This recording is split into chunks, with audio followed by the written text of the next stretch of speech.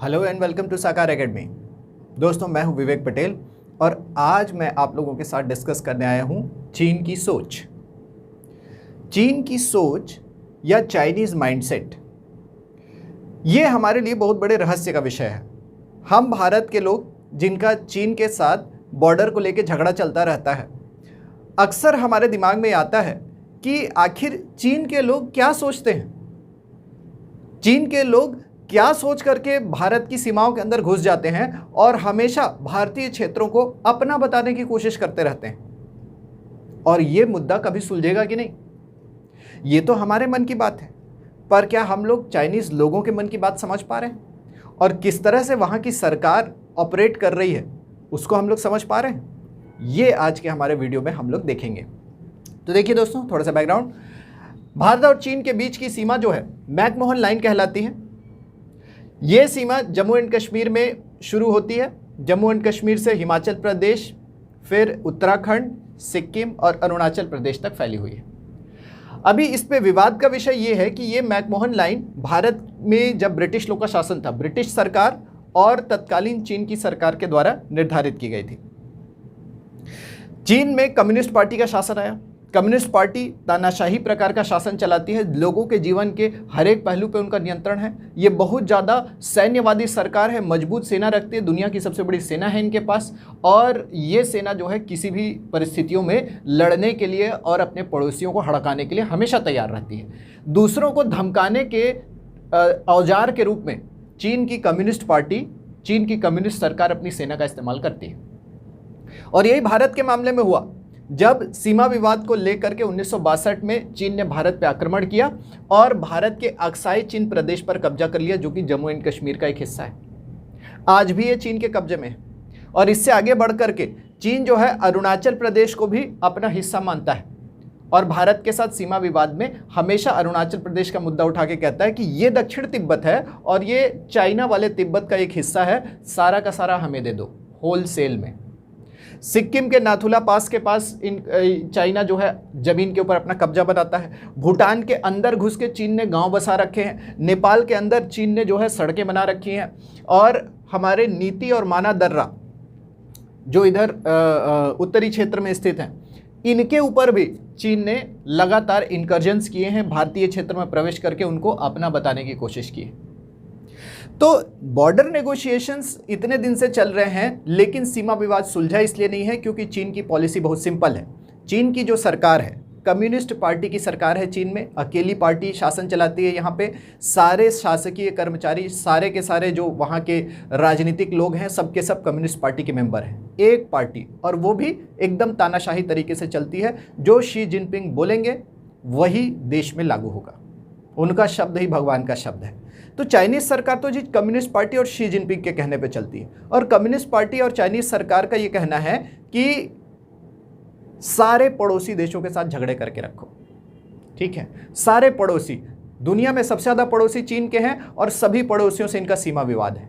Mongolia जैसे शांतिपूर्ण देश से भी ये लोग झगड़ा करके बैठे हैं। रशिया जैसी महाशक्ति से ये लोग झगड़ा करके बैठे हैं। भारत जैसे ताकतवर देश से ये लोग झगड़ा करके बैठे हैं। क्यों? तो चाइनीज लोग को यह लगता है कि दूसरे देशों को धमका करके ही अपनी ताकत को बनाया रखा जा सकता है। और चाइनीज लोग का कहना है जो मेरा है वो तो मेरा है ही, और जो तेरा है वो भी मेरा है। और भारत चीन सीमा विवाद में यही पॉलिसी लागू होती है। चाइनीज सरकार का कहना है कि तिब्बत हमारा है और वो तो हमारा है ही।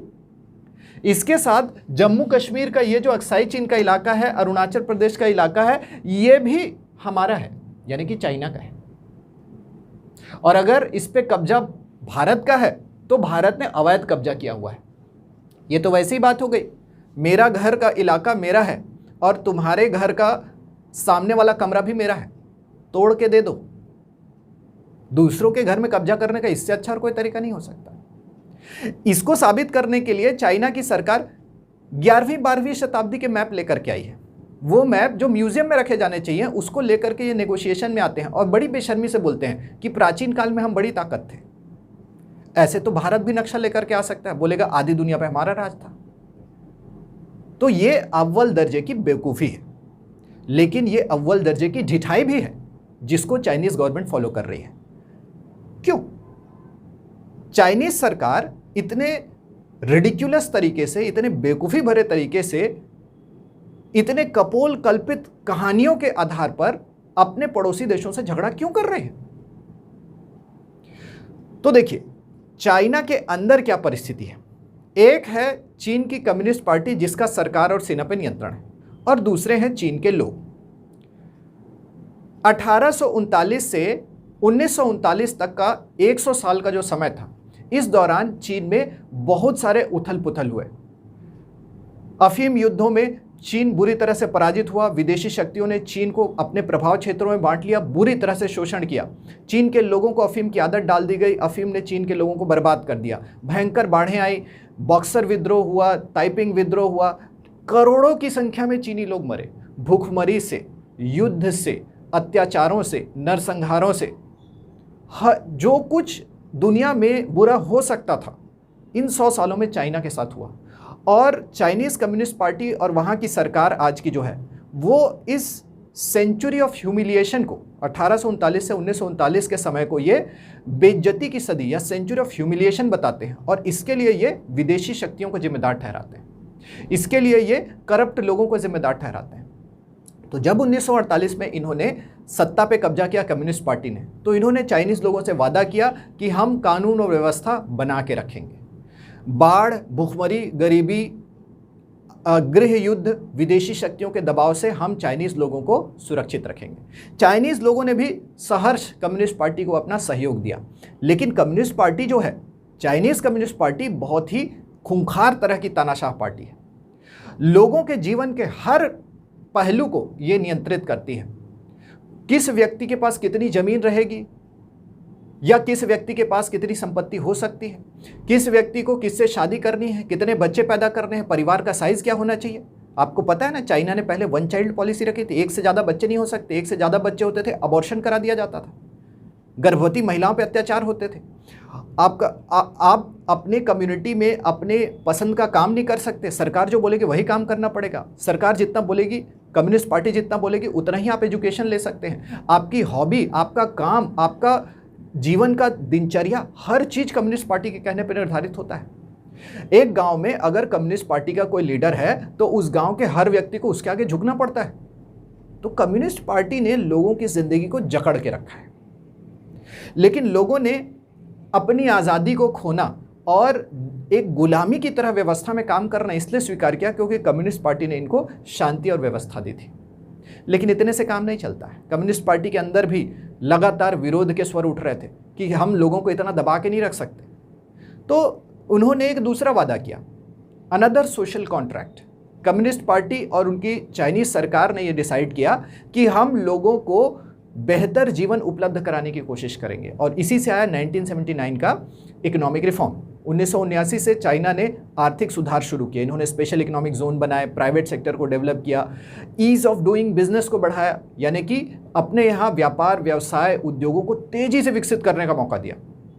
नतीजा, ढेर सारे लोगों को नौकरियाँ मिली, शिक्षा का अवसर मिला, शहरी क्षेत्रों की जनसंख्या बढ़ी, लोगों के लिए सुविधाएं बढ़ी। और तेज़ी से विकास करते हुए, व्यापार व्यवसाय के क्षेत्र की बाधाओं को दूर करते हुए, तकनीकी का विकास करते हुए, प्राइवेट सेक्टर को डेवलप करते हुए, लोगों को नौकरियां उपलब्ध कराते हुए, लोगों का जीवन स्तर बेहतर बनाते हुए, लोगों को गरीबी से निकालते हुए चीन जो है दुनिया की आर्थिक महाशक्ति के रूप में स्थापित हो गया। तो लोगों ने ये माना कि अगर हमसे कोई आज़ादी छीन रहा है, ये चाइनीज़ लोगों की सोच है कि हमको आज़ादी नहीं है, हमको सरकार के कहे अनुसार करना पड़ता है, और जो सरकार का विरोध करता है उसको जेल में बंद कर देते हैं। उसके बावजूद भी हम सरकार को मानेंगे, उसके बावजूद भी हम कम्युनिस्ट पार्टी को मानेंगे। क्यों?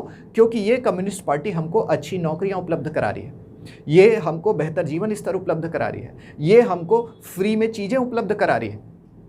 तो एक चाइनीज़ व्यक्ति ने, एक आम चाइना की जनता ने अच्छी जीवन शैली, बेहतर जीवन स्तर, अच्छी सुविधाओं के लिए और शांति व्यवस्था बनाए रखने के सरकार के अपने वादे के बदले इन्होंने सरकार को मनमानी करने की छूट दे दी। आपको जो करना है करो, आप हमको इंटरनेट का फैसिलिटी मत दो, आप हमको हमारे जीवन के हर पहलू को कंट्रोल करो, हम अगर विरोध करें तो हमें जेल में डाल दो, प्रताड़ित करो, गोली मार दो, लेकिन हमको शांति और व्यवस्था चाहिए, हमको अच्छी ज़िंदगी चाहिए।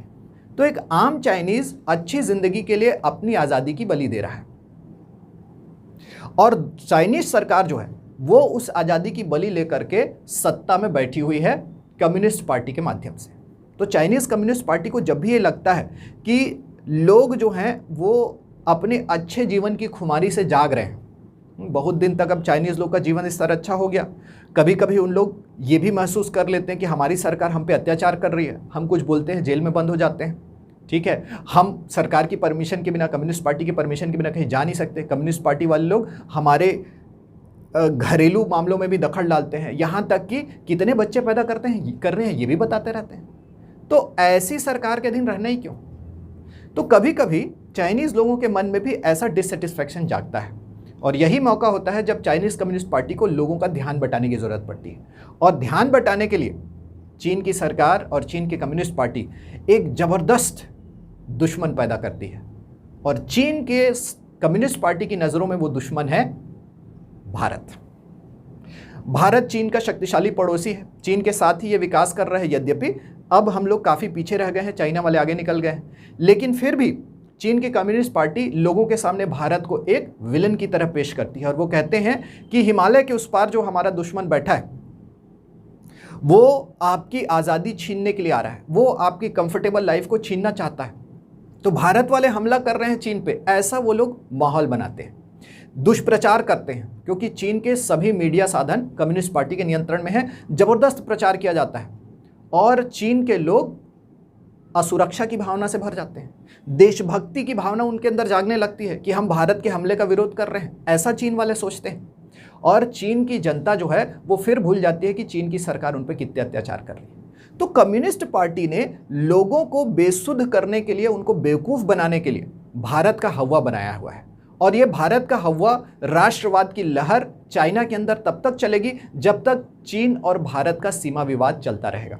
चीन और भारत की सेनाएं हिमालय में एक दूसरे से जब तक टकराती रहेंगी तब तक चीन के लोगों को राष्ट्रवाद के नाम पे, देश की रक्षा के नाम पे बेवकूफ़ बनाया जाता रहेगा, और यही चाइनीज़ कम्युनिस्ट पार्टी की रणनीति है, और यही चाइनीज़ लोगों पे नियंत्रण हासिल करने का उनका सोच है।